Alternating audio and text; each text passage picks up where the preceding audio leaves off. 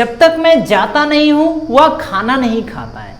जब तक मैं पूजा नहीं करता हूं मुझे अच्छा नहीं लगता। जब तक वह पूछता नहीं है मैं उसे बताता नहीं हूं। तो जब तक नहीं के लिए आज हम पढ़ने वाले हैं। जब तक नहीं के लिए हम until और unless का इस्तेमाल करते हैं।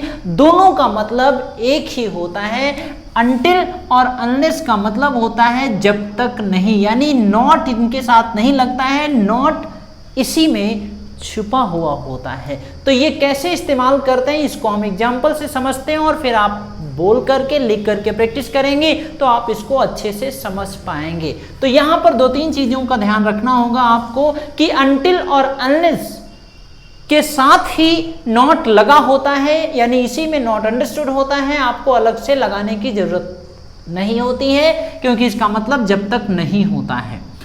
और दूसरी चीज कि until और unless के साथ वाला जो सेंटेंस होता है, ये अभी एग्जांपल से समझ जाएंगे, वो तो या तो प्रेजेंट इंडेफिनिट टेंस में आएगा या तो पास्ट इंडेफिनिट टेंस में आता है, फ्यूचर इंडेफिनिट टेंस में नहीं आएगा, जबकि बोलने में इस्तेमाल करेंगे। अभी आप यहाँ पे समझेंगे। तो देखिए until और unless का इस्तेमाल जब तक नहीं के अर्थ में यूज करते हैं। यहाँ पर सेंटेंस लिखा है, until और unless कोई भी एक आप लगा सकते हैं।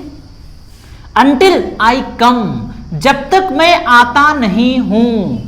until I come, जब तक मैं आता नहीं हूं, या unless I come, जब तक मैं आता नहीं हूं। आता नहीं हूं यानी present indefinite. until I come, जब तक मैं आता नहीं हूं, वह खाना नहीं खाता है, he does not take food। या unless I come, जब तक मैं आता नहीं हूं, he does not take food। तो ये प्रेजेंट इंडेफिनिट सेंटेंस हो गया। अब अगर इसी का पास्ट बनाना है कि जब तक मैं आया नहीं उसने खाना नहीं खाया। जब तक मैं नहीं आया, until I आया मतलब past indefinite. until I came या unless I came, जब तक मैं आया नहीं उसने खाना नहीं खाया। he didn't take food, he did not take food, उसने खाना नहीं खाया। अब इसी का देखिए फ्यूचर, जब तक मैं आऊंगा नहीं वह खाना नहीं खाएगा।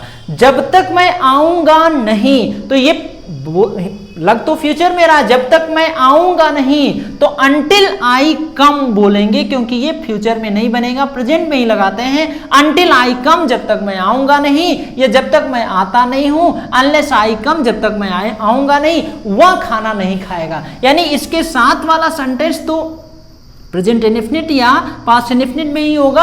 आगे कोई भी आप टेंस यूज कर सकते हैं। आगे का सेंटेंस जो भी टेंस होगा उसी टेंस में आप बना सकते हैं, उसका कोई मतलब नहीं होता। जिस टेंस में होगा वैसे ही आप बना सकते हैं। तो until I come, जब तक मैं आऊंगा नहीं, he will not take food, वह खाना नहीं खाएगा। अब यहां पर देखिए दूसरा सेंटेंस क्या है। unless he ask, जब तक वह पूछता नहीं है।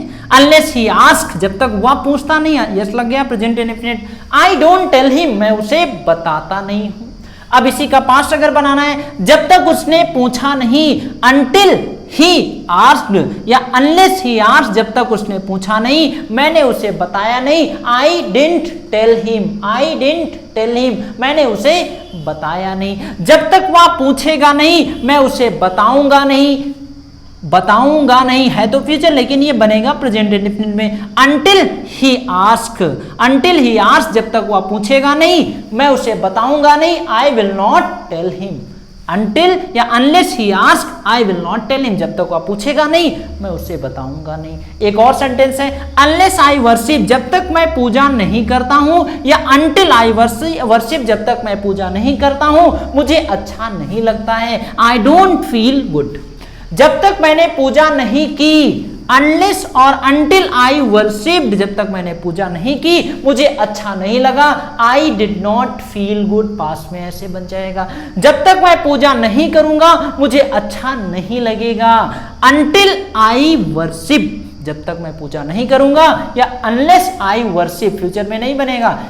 until I worship, जब तक मैं पूजा नहीं करूंगा मुझे अच्छा नहीं लगेगा। I will not feel good। तो हमें उम्मीद है कि ये समझ में आ गया होगा। until और unless ऐसे और भी सेंटेंसेस आप बना करके, लिख करके, बोल करके आप प्रैक्टिस करेंगे। नोट्स बना लीजिएगा अच्छे से और फिर बोल करके आप प्रैक्टिस करेंगे तो ये और इजी हो जाएगा आपके लिए, क्योंकि जब तक प्रैक्टिस नहीं करेंगे एक बार में तो समझ में आ जाएगा, फिर आपको दोबारा फिर से पढ़ना पड़ेगा। जब तक बोल करके लिख करके दिमाग में कॉन्सेप्ट नहीं समझ में आता, तब तक आप उसकी लगातार प्रैक्टिस करते रहिए, तभी आप उसको अच्छे से समझ पाएंगे।